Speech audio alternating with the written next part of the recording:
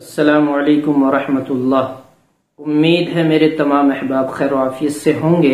मेरे अजीज़ों, प्यारे भाइयों, बुजुर्गों, बहनों, कान में दर्द की शिकायत बहुत ज़्यादा सुनने में आ रही है। कान में दर्द होने लगता है, खारिश आती है, खुजली लगती है। कभी कभी तो ज़्यादा गर्मी की वजह से भी हो जाता है, ज़्यादा सर्दी लगने से भी होता है, या कान में फोड़ा फुंसी निकलने की वजह से भी होता है। बहरहाल जैसे भी कान में दर्द हुआ आपके, आप धतूरे के पत्ते लाएं।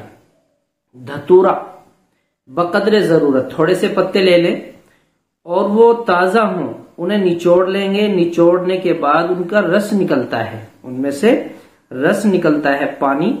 उसको निचोड़ कर आप 2 कतरे हल्का गर्म करके कान में डालें। कान का दर्द को आराम मिलेगा। अगर फोड़े फुंसी हैं तो ठीक हो जाएंगे। सुबह शाम 2-2 कतरे कान में टपकाते रहें। धतूरे के पत्ते निचोड़कर उसका पानी बना ले और फिर उसको कान में डालते रहें। सुबह शाम डालते रहें, कान का दर्द जाता रहेगा, आपको सुकून मिल जाएगा, आपको राहत मिलेगी। ये बहुत आसान नुस्खा है, धतूरे के पत्ते।